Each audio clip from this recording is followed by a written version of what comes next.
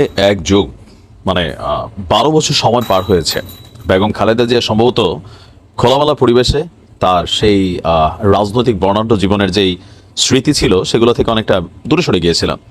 নানান মামলা, তারপর রাজনৈতিকভাবে বিভিন্ন ধরনের হয়রানি, এ টু জেড যা ঘটেছিল। তো সকল কিছুর পরে আজকে সশস্ত্র বাহিনী দিবস উপলক্ষে সেনাকুঞ্জে বেগম খালেদা জিয়া তিনি সেখানে অতিথি হিসেবে উপস্থিত ছিলেন, আর প্রধান উপদেষ্টা ডক্টর মোহাম্মদ ইউনূসও উপস্থিত ছিলেন। তো খুবই গুরুত্বপূর্ণ দুইজনের দুইটা বক্তব্য এই মুহূর্তে খুবই ভাইরাল। ডক্টর মোহাম্মদ ইউনূস বেগম খালেদা জিয়াকে দেখে একটা বক্তব্য দিয়েছেন যে আপনাকে আজকের এই দিনে মানে এই পজিশনে নিয়ে এসে এই সম্মান দেওয়ার জন্য তারা গর্বিত বোধ করছেন। পাশাপাশি উপদেষ্টাদের মধ্যে আসিফ নাহিদ এবং মাহফুজ বেগম খালেদা জিয়ার সামনে যথেষ্ট নমনীয়। তারপর হচ্ছে বোঝা যাচ্ছিল যে তারা খালেদা জিয়ার সামনে দাঁড়াবে এক জীবনে কল্পনাও করতে পারে নাই। তো সেখানে আজকে বেগম খালেদা জিয়ার সামনে তারা দাঁড়িয়ে কথা বলছে, অনেকটা আবেগ অনুভূতি তাদের চেহারাতে ছিল। এবং ফেসবুকে বলছে যে আপনাকে এই সম্মান দিতে পেরে আমরা গর্বিত বোধ করছি। এখানে বেসিক্যালি যেটা বোঝানো হয়েছে যে সেনাবাহিনীর সাথে একটা লম্বা দূরত্ব তৈরি হয়ে গিয়েছিল গত 12 বছর বিএনপির, বা বেগম খালেদা জিয়ার নানান হয়রানির শিকারও হয়েছেন তৎকালীন সময়। তার যেই বাসভবন সেখান থেকে তাকে উচ্ছেদ করা হয়েছিল। তো যাই হোক, এবার এই ঘটনার পর বেগম খালেদা জিয়া এবং ইউনূসের ইস্যুতে বেগম খালেদা জিয়ার একটা পুরনো বক্তব্য আজকে দিনে খুবই ভাইরাল। বক্তব্যটা 2010 সালে জাতীয় সংসদে বেগম খালেদা জিয়া এই বক্তব্যটি দিয়েছিলেন ডক্টর মোহাম্মদ ইউনূসকে নিয়ে। 2.5 মিনিটের ওই বক্তব্যে তিনি ডক্টর ইউনূসকে আন্তরিক অভিনন্দন জানিয়ে বলছিলেন, শান্তিতে নোবেল বিজয়ী ডক্টর মোহাম্মদ ইউনূস সম্প্রতি যুক্তরাষ্ট্রের সর্বোচ্চ ইউএস কংগ্রেশনাল অ্যাওয়ার্ডে ভূষিত হয়েছেন। এজন্য জাতি হিসাবে আমরা গর্বিত। তিনি বলছেন, তবে বাংলাদেশে যেভাবে তিনি মানুষের নিগৃহের শিকার হচ্ছেন তা সত্যি দুঃখজনক। তার মেধা, শ্রম ও ঘামে প্রতিষ্ঠিত গ্রামীণ ব্যাংকও আজ হুমকির মুখে।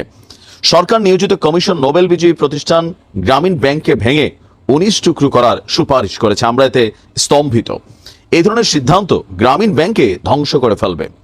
গ্রামীণ ব্যাংকের সরকারি হস্তক্ষেপের প্রতিবাদ জানিয়ে ওইদিন খালেদা জিয়া আরও বলেছিলেন, ক্ষুদ্র ঋণের মাধ্যমে নারীর ক্ষমতায়নের এই ব্যাংক গুরুত্বপূর্ণ ভূমিকা পালন করে আসছে।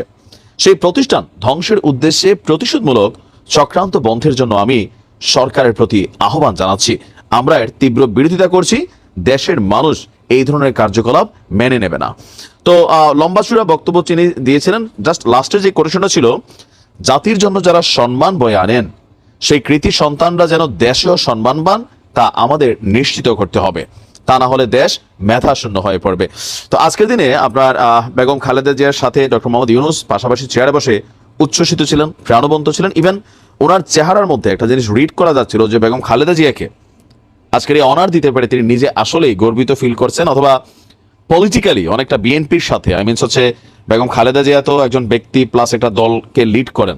তো সেখানে বিএনপির সাথে অনেকে বলছেন যে আভ্যন্তরীণ যে দূরত্বটা আজকের এই প্রোগ্রামে বেগম খালেদা জিয়াকে সেখানে অনার করে অন্তর্বর্তীকালীন সরকার এবং বিএনপির মধ্যে আভ্যন্তরীণ যে দূরত্ব সেইটারও অনেকটা পজিটিভ ভাইব তৈরি হয়ে যাবে।